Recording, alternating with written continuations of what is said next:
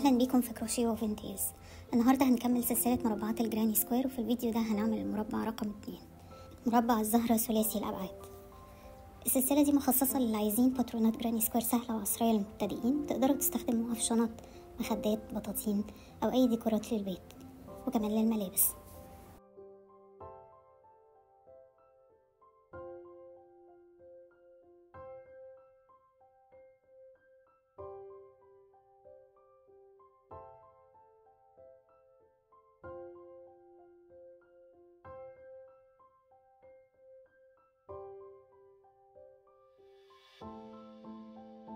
حضروا خيط قطن بدرجتين عشان الوردة، ولون أساسي للمربع، وإبرة كروشيه مقاس 3، وأنا استخدمت كمان إبرة تانية مقاس 2 في نهاية المربع للتزيين، ومقص وإبرة تجميع الخيوط.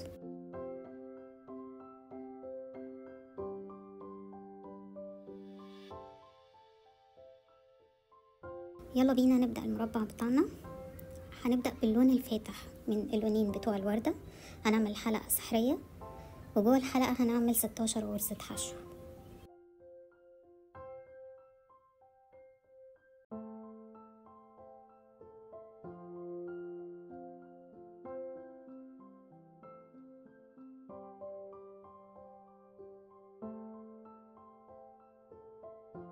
لما نخلص 16 غرزة هنسحب الخيط كويس عشان ما نسيبش اي فراغ جوه الدايرة.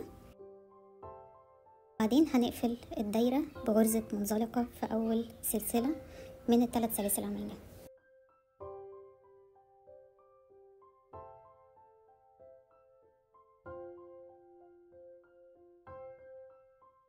في السطر التاني هنعمل البتلات بتاعة الوردة، هنعملها بغرزة الفشار.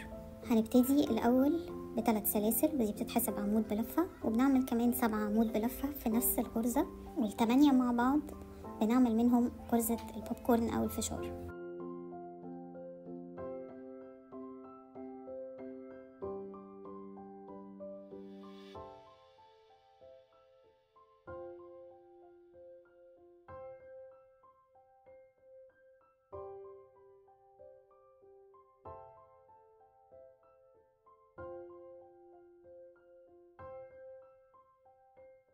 بنسحب الإبرة من الغرزة، بندخلها في أول غرزة من ال8، ونرجعها تاني في الأخيرة، ونسحب الخيط ونقفل الغرزتين مع بعض، وكده بتتكون عندنا غرزة البوب كورن أو الفشار.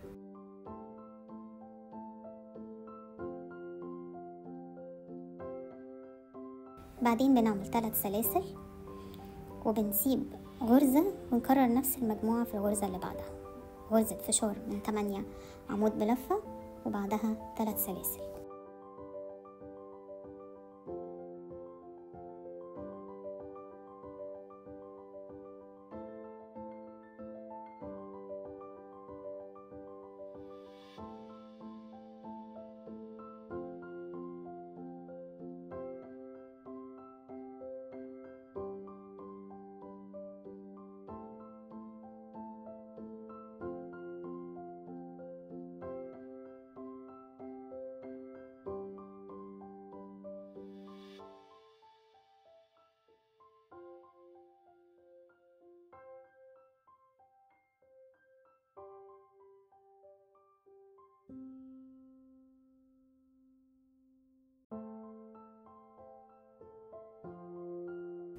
في نهاية الدور ده بنقفل بغرزة منزلقة، وبعدين هنعمل سلسلة عشان نحكم القفلة بتاعة الدايرة، وهنقص الخيط.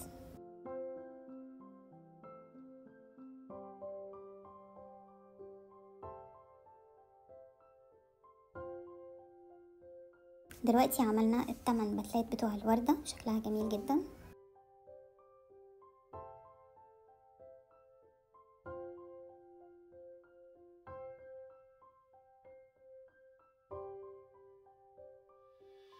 هنثبت اللون التاني بتاع الوردة بتاعتنا بغرزة منزلقة في اي فراغ من فراغات ال3 سلاسل اللي في ظهر الشغل.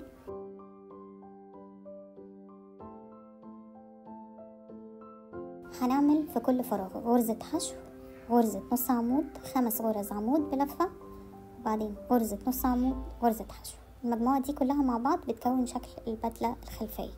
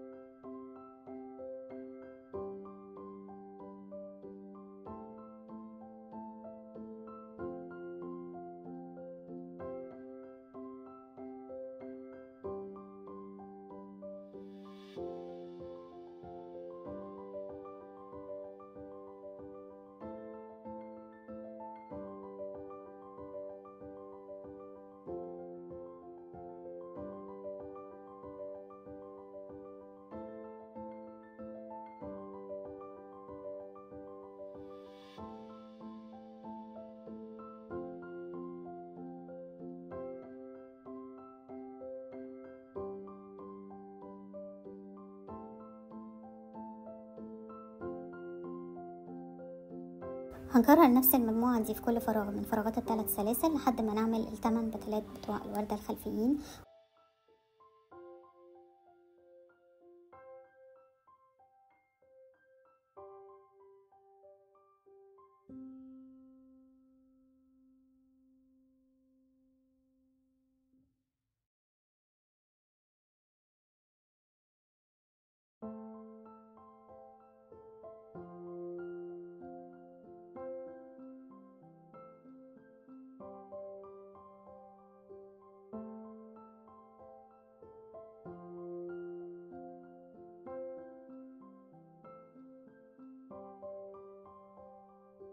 وبكده عملنا وردة 3D جميلة جدا.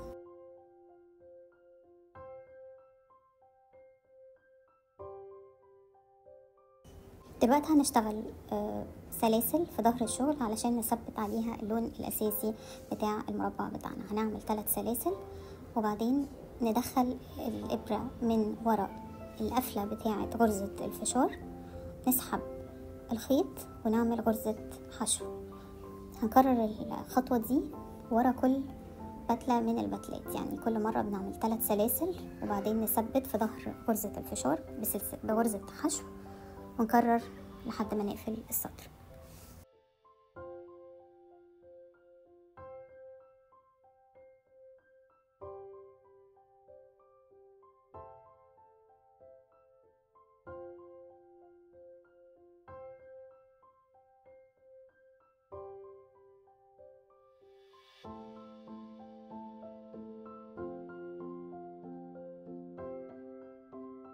بنثبت اللون الأساسي للمربع في أي فراغ من فراغ ال3 سلاسل، وبنعمل 3 سلاسل بتتحسب عمود بلفة ووراهم غرزتين عمود بلفة، يعني كده كأنهم 3 عمود بلفة، وده نص غرز اللي بتتعمل في الكورنر بتاعنا.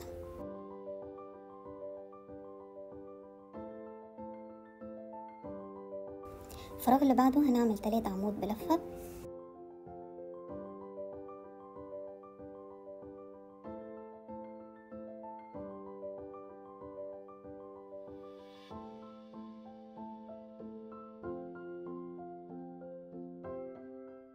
وبعدين هنعمل في الكورنر 3 عمود بلفة، سلسلتين 3 عمود بلفة.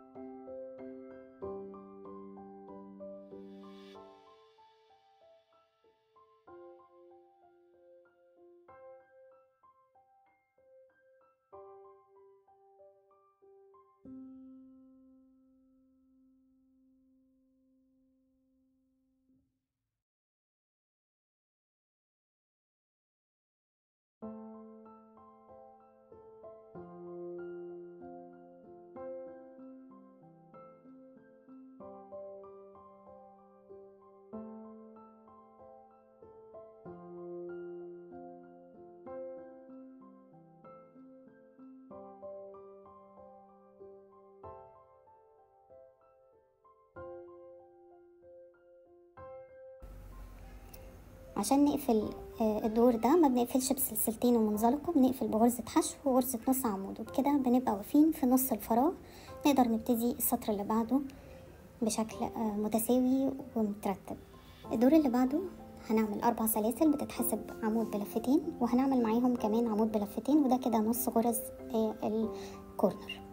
في كل غرزة بعد كده هنعمل غرزة عمود بلفة، وفي الكورنرز بنعمل 2 عمود بلفتين، سلسلتين 2 عمود بلفتين.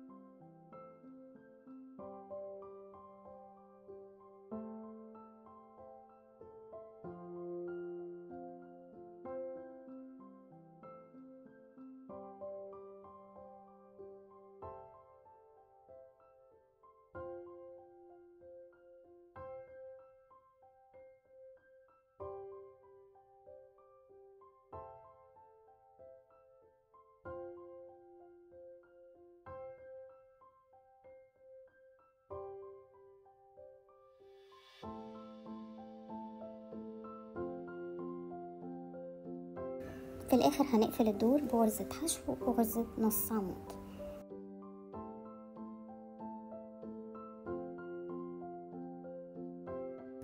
اخر سطر هو غرز حشو كله. في الزوايا بنعمل 2 غرزة حشو، سلسلتين 2 غرزة حشو. السطر ده بيشد حروف المربع، بيخليها مفرودة ما بتبقاش معرجة.